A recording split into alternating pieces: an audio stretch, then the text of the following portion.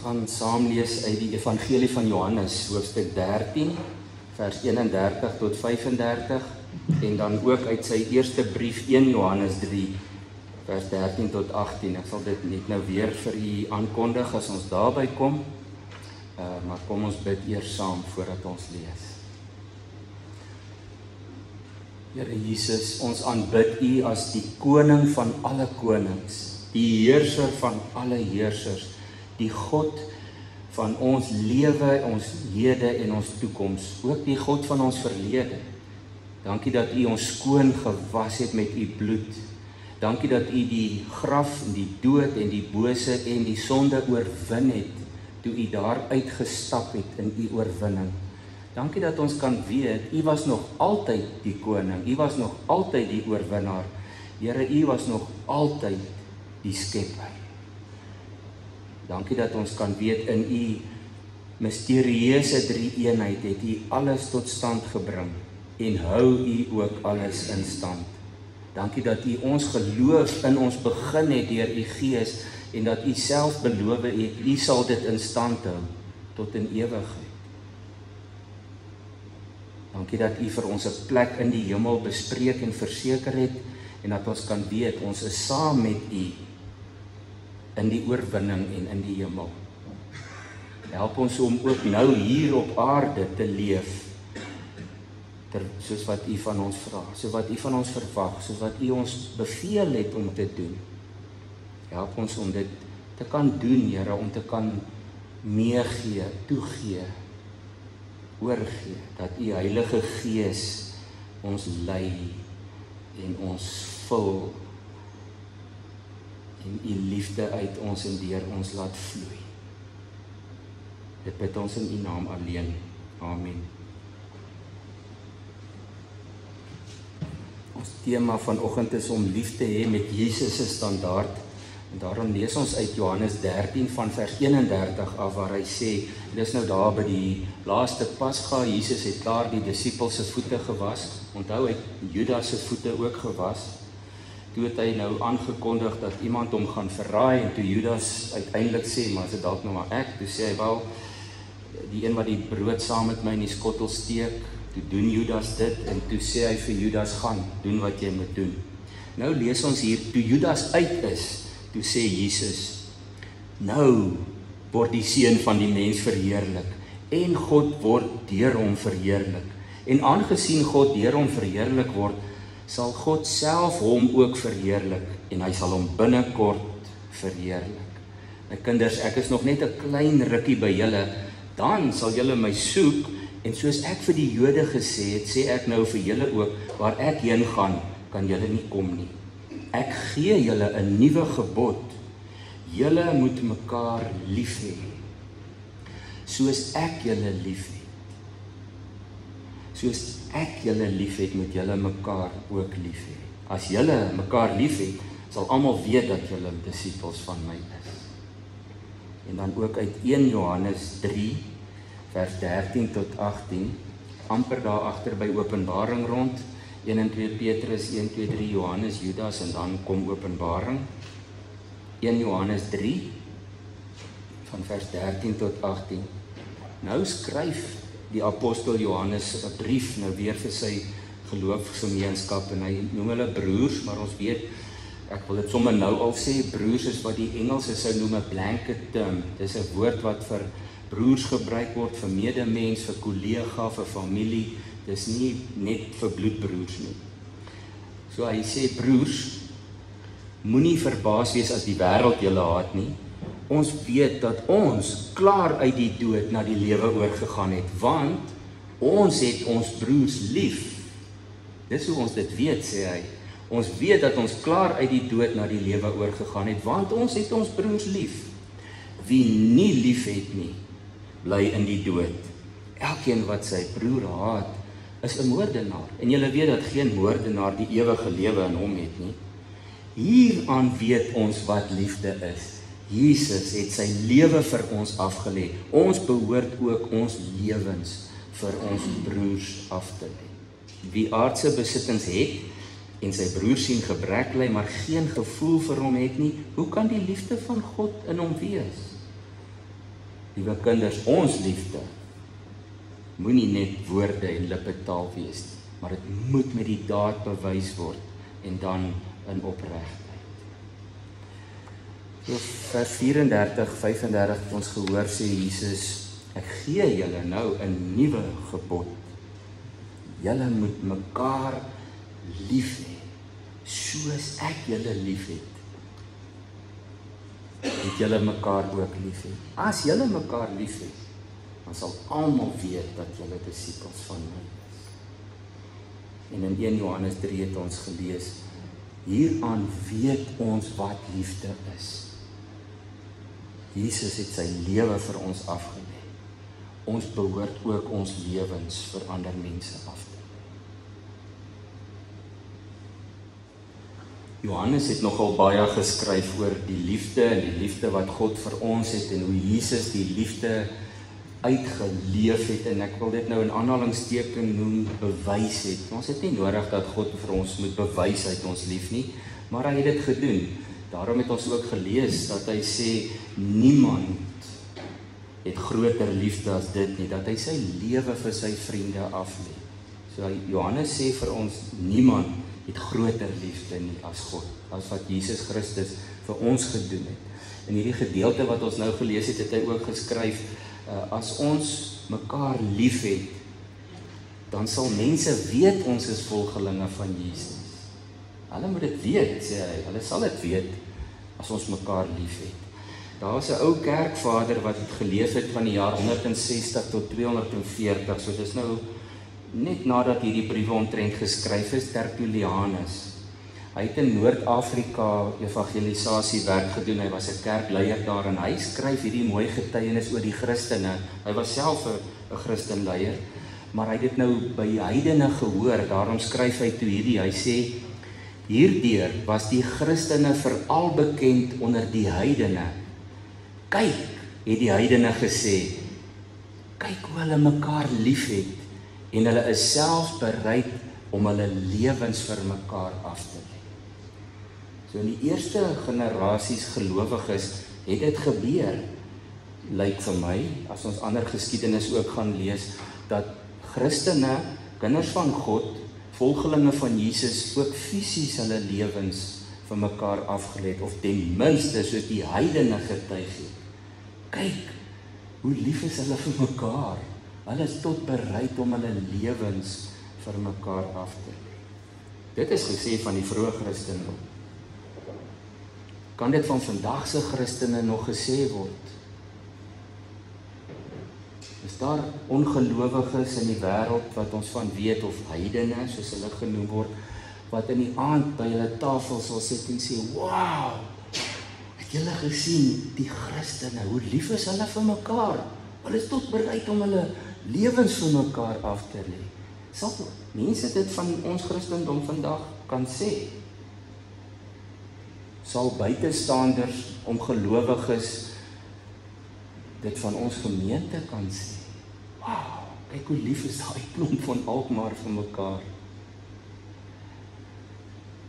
Sal iemand wat die Here Jesus nie ken en liefhet nie, dit van jou en my kan sê? Wow, jy het daai ou gesien, jy het daai vrou gesien, jy het daai gesin gesien. Oh, kyk hoe lief is hulle vir mekaar. Kan dit van my en jou gesê word? Dit behoort, dit was Jesus se opdrag. In een vers word dit 'n opdrag genoem, en nie vir my sê, as die Here Jesus hier inkom en hy gee vir ons 'n opdrag, ons gaan dit een kant toe skuif en sal dit doen as ek tyd kry, lus is. As die Here Jesus nou hier ingekom het en vir ons 'n opdrag gegee het, dan het ons, as dit dalk iets langer was, pen en papier uitgekry, video geneem, want ons wil sy opdrag gehoorsaam, hè? Nou hier sê hy noem dit juis 'n gebod. Ons het al baie gepraat oor die Here Jesus wat die hele Joodse Bybel saamgevat het in die liefdesgebod vir God en vir ons naaste soos onsself, maar dan hier noem hy net, ek gee julle 'n nuwe gebod, julle moet mekaar lief hê, soos ek julle lief het, moet julle mekaar ook lief hê. Hierdie nuwe gebod is die hoeksteen van sy nuwe verbond wat hy ook daardie aand ingestel het toe hy die nagmaal vir ons gegee het. Nou ons weet dit is een van die redes hoekom ek verskriklik lief is vir Jesus. Daar's baie redes, miljoene. Maar die een rede wat vir my nog altyd uitstaan is dat hy is God. Hy kon 'n engel gestuur het met hierdie boodskap. Hy het soveel profete in die Ou Testament gestuur. Hy kon nog een gestuur het. Hy kon Johannes die Doper beroemd laat word het, dat hulle almal kon sê het, selfs engele kon vir ons kom sê het, hoorie, God het vir julle 'n nuwe gebod, julle moet mekaar lief hê. Maar Jesus kom self. God kom na ons self toe. En hy sê dit nie net vir ons nie. Hy stuur nie vir ons 'n e-pos of 'n WhatsApp of 'n meme of 'n boek wat hy geskryf het nie. Hy kom wys dit vir ons. En daarom sê Johannes, daar's geen groter liefde nie as hy wat sy lewe vir sy vriende aflê. So Jesus het vir ons 'n opdrag gegee, dit weet ons nou. Maar Jesus het ook die standaard gestel.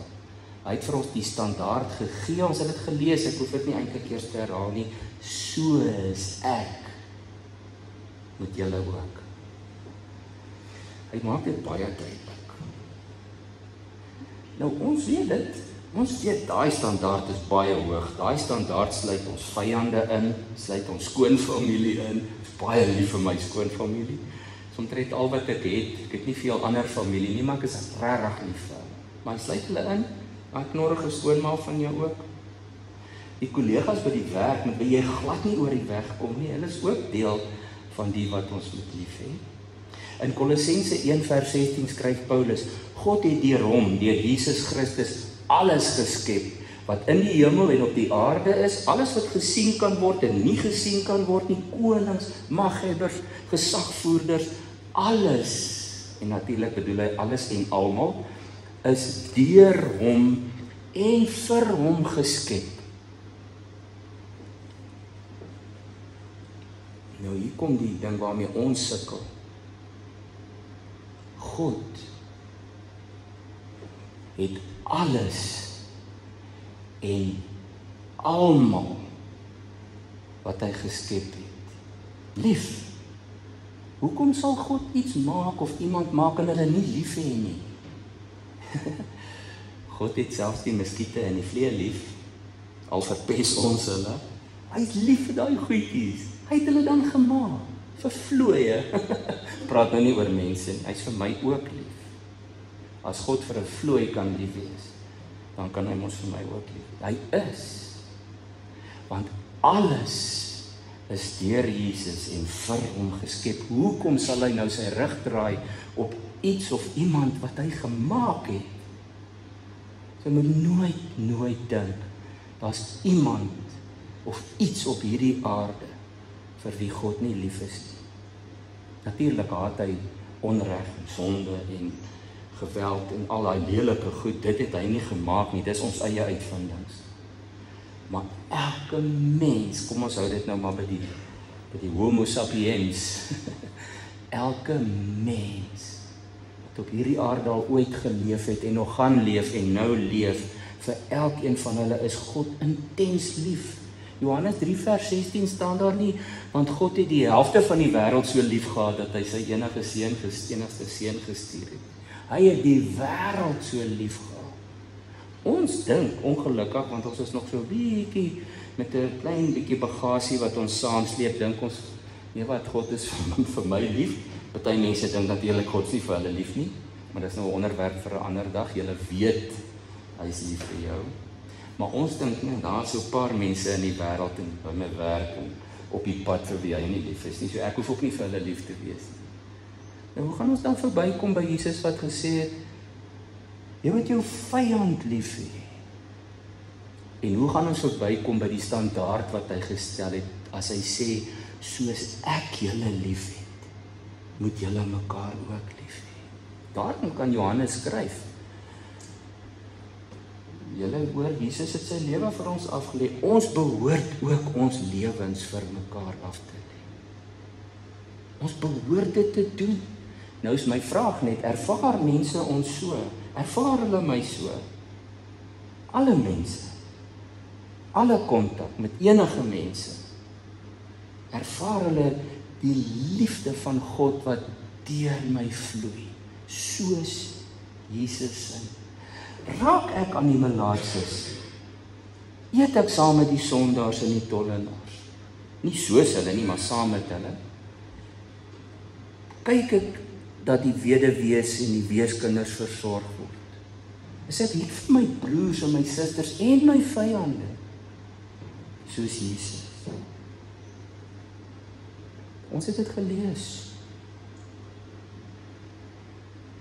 As julle mekaar liefhet, sê hy, dan sal almal weet dat julle my disippels is. Weet almal dat jy 'n disipel van Jesus is. Ervaar hulle dit, as hulle met jou in aanraking was, of by jou verbygestap het, of met jou besigheid doen, of met jou saamwerk, of saam bly in ons land, weet hulle dit, kan hulle die Christene uitwys. Sê, kyk hoe lief is hulle vir mekaar, hulle is tot lief vir ons, en ons is eintlik hulle vyande. En ek gaan nou nie vandag praat verder oor wat Johannes gesê het nie. Hy sê, hoe kan ons hulle sien en geen gevoel vir hulle hê nie? En dan sê hy, hoe kan die liefde van God in so iemand wees? So ons moet baie versigtig wees hoe ons leef en optree. Ons liefde mag nie net lippetaal wees nie. Dis maklik om te sê, ja, ek het geen vyande nie, ek is vir almal lief. Maklik om dit te sê. Paulus skryf, en ek wil dit hiermee klaarmaak, ons ken 1 Korintiërs 13, ek wil graag 'n reeks daaroor ook doen, want ek dink nie, ek het al ooit, al die jare wat ek hier is, oor 1 Korintiërs 13 'n reeks gedoen. Maar hy sê, al praat ek die tale van mense en engele, maar ek het geen liefde nie, hy sê, dan het ek 'n stuk klinkende metale, galmende simbaal geword, die direkte vertaling vertaal het soos dit in die Grieks staan, dan het ek 'n gong geword. 'n ding wat jy slaan om te sê gong, dan is ons net dit, sê Paulus. Hy sê, al het ek die gawe van profesie, belangrike ou in die kerk, al ken ek al die geheimenis en ek besit al die kennis. En al het ek geloof om berge te kan versit, maar ek het nie liefde nie, hy sê, dan is ek niks. Dan is ek niks. Hy sê, al deel ek alles wat ek het uit aan ander. Want ongelukkig dink party van ons is ons nou baie uitdeel, ou klere, ou stukkende skoene, ou kos, dan dink ons, ja, ons is nou baie lief vir die mense rondom ons. Hy sê, maar okay, al deel ek alles uit wat ek het. En al gee ek selfs my liggaam prys op 'n altaar as 'n martelaar, om my daarop te kan beroem, maar ek het geen liefde nie, dan baat dit my niks. Nou is my vraag net vandag, vir my en vir jou, ervaar mense met wie ons in aanraking kom, die liefde van God, wat hy reeds in ons harte uitgestort het, soos die weduwee se kruik, dat dit uit ons en deur ons vloei. Dit is 'n vraag wat net jy eerlik voor God kan antwoord.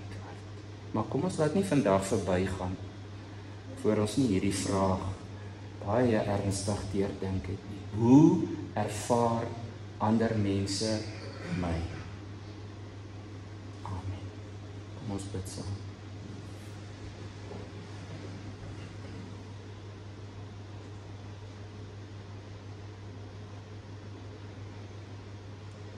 Here, u liefde is te groot vir ons. Maar u het dit in ons harte uitgestort deur u Gees. Daardie selfde liefde.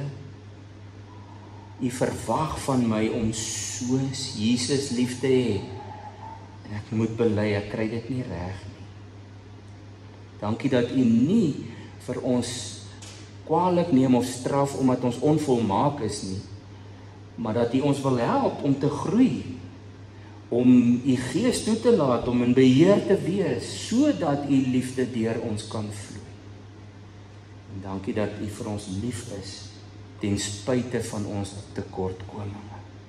Help elkeen van ons, Here, om